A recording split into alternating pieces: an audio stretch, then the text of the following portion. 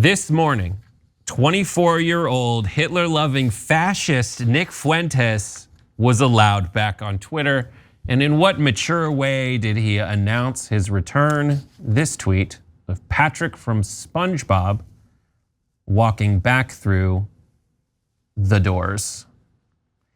1.3 million people were sent this in their For You feed, even though they don't follow anyone in their For You feed. Thank you very much, Elon Musk. And what do we expect from Nick Fuentes? What kind of a person was allowed back on Twitter after being ostensibly banned? This guy, take a look. I believe that organized Jewry is extremely influential in the United States. We need to go back to burning women alive more. You know, these left-wing people, in their heart of hearts, they know they're wrong because they know that black people are violent. Hitler was a German statesman. You know, enough with the Jim Crow stuff. Who cares? Oh, to drink out of a different water fountain. Big deal. Don't tell me they're entitled to their religion. If their religion involves my Lord in hell, then they can get out of America. Oh, I'm anti-Semitic? Yeah, I on your Talmud. You think I'm anti-Semitic? You think I care what Antichrist believes? Send the military into these black neighborhoods, make the streets safe. They'll complain about it. It doesn't matter. Hitler was a pedophile and kind of a pagan. It's like, well, he was also really cool. There you go. So that guy's back on Twitter. He's not alone. We have some other names for you. But Cenk, Elon reinstates white nationalist Nick Fuentes' Twitter. Thoughts? Yeah. So Elon Musk must be super proud. Brought Nazis back to Twitter, and that has helped speech in America so much. Look, guys, the First Amendment protects a private citizen's right to say those awful things. That's why Nick Fuentes is not in jail. He could say it all day long. He could say it on his own channel. He could say it on a local street corner. He could say it in all these different places, and the government's never going to do anything about it because we have freedom of speech in this country. But you don't have to put it on your platform. When you put it on your platform, full well knowing that he's a Nazi, then you go, oh, okay, I like this on my platform. I want this on my platform, right? And we all make choices, you know. And you could say, hey, you know what? Elon Musk apparently thinks that the speech you're going to get from Nazis is so valuable that it's going to add to the discourse in this country. If you believe that, okay. But you're in a room full of Nazis, and most of the other folks in the country don't think that that's a great addition to the discourse. So that's who Elon is. So he just showed you this, and it's not just him. He brought back Daily Stormer and all these other Nazis. So that's a hell of a thing to state. And by the way, I mean, the moral issue by itself is plenty, okay? But also, it's a dumbass move. Do you think advertisers are going to want to advertise on your new Nazi platform? And then he wonders why revenue's down 35%. And he wonders why he can't pay the rent in San Francisco and London. Because this is, on top of being deeply immoral, it's incredibly dumb. Right, and the worst thing is, like, he's such a baby about it. Elon's such a baby. He wants 1,000 pounds of candy, and he doesn't want a stomach ache, and he can't understand that he can't have both those things. That is like childishness to me. It's like you're just shouting at the wind, buddy. You're not actively trying to change the role of money in commerce and in discourse. His ideal form of discourse is what he has on his website, and anybody who uses it now knows that the only change hasn't been from this place where everyone's in their bubble to this place where everyone is having these really healthy conversations. No, it is now a situation where you go on that site, it serves you up trash. The For You feed, it reminds me of a cat that keeps bringing you dead mice. It's like, here you go, this is for you. It's dead trash, right-wing troll crap. And that's not good. Like, this is, he tweeted this. He says, people on the right should see more left-wing stuff, and people on the left should see more right-wing stuff. But you can just block it if you want to stay in an echo chamber. False. I am not creating an echo chamber. I have tons of friends who are conservative. I talk to them, they're fascinating. But the stuff you send me is right-wing anti-Semitic trolls who are just looking for attention, not to have a good conversation with me, but to just piss me off for no good reason. And worse, to like just echo other right-wing D-bags that they like the cut of their jib. To make them happy, to make Elon Musk, to make Ted Cruz, to make Donald Trump, and to make a whole handful of other D-bags happy. It's not original, it's not good discourse, it's trash. And that's your website. And that's why he tweets stuff like Instagram makes people depressed and Twitter makes people angry. Which is better? No, you can't say that Instagram makes people depressed and Twitter makes people angry. Your website makes people depressed and angry at the same time. Yeah, so if you want to see the epicenter of conservatives, just come to my Twitter account, okay, and look in the replies.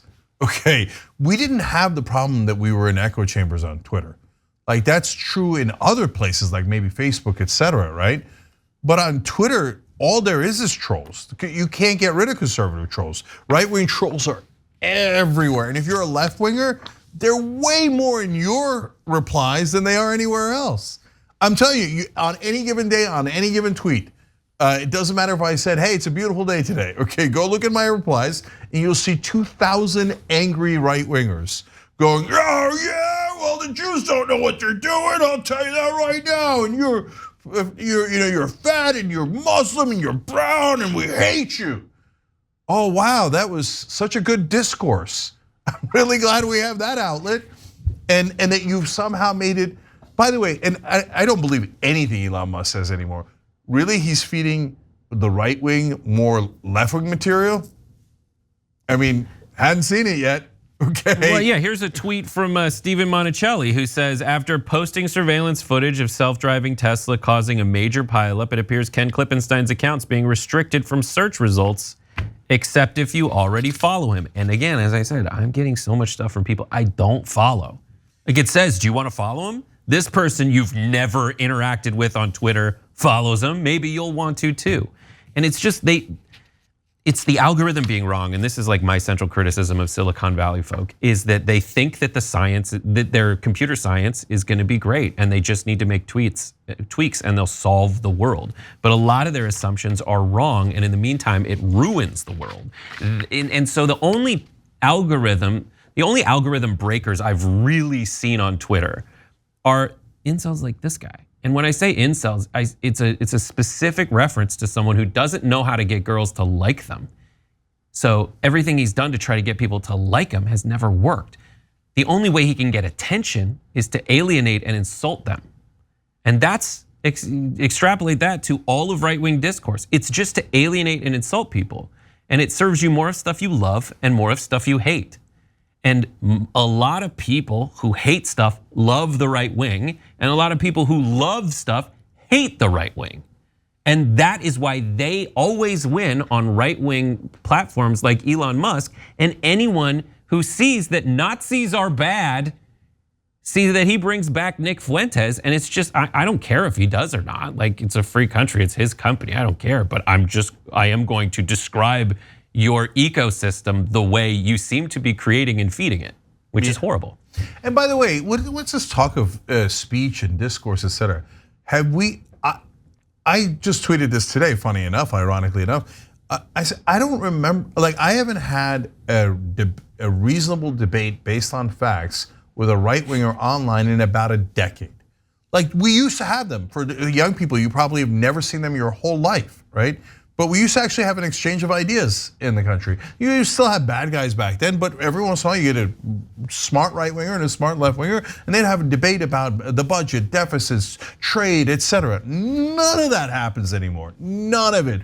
Everything is toxic, supernova toxic, right?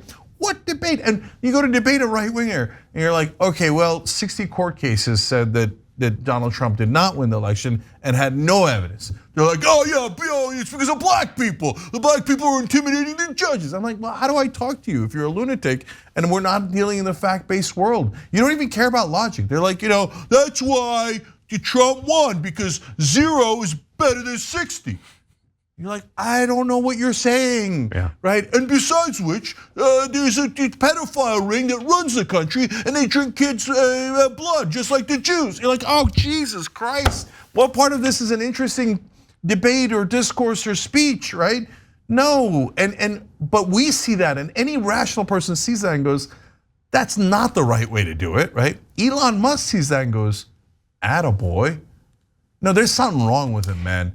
Look, Brett, I'm gonna leave it on this, but are we sure that if Adolf Hitler was around now, Elon wouldn't put him on Twitter? And you can say, hey, no, at the end he wouldn't have, right? But in the beginning and in the middle, I think he definitely would have put Hitler himself on Twitter. Yeah. Almost definitely. Yeah, I agree. I mean, now guys like Fuentes are saying what Hitler said in Mein Kampf. So, yeah, he would have put Hitler on Twitter. And that's where we are. And he thinks, nailed it. No, this thing's an epic disaster. Thanks for watching The Young Turks. Really appreciate it. Another way to show support is through YouTube memberships. You'll get to interact with us more. There's live chat emojis, badges. You've got emojis of me, Anna, John, JR. So those are super fun. But you also get playback of our exclusive member-only shows and specials right after they air. So all of that, all you gotta do is click that join button right underneath the video. Thank you.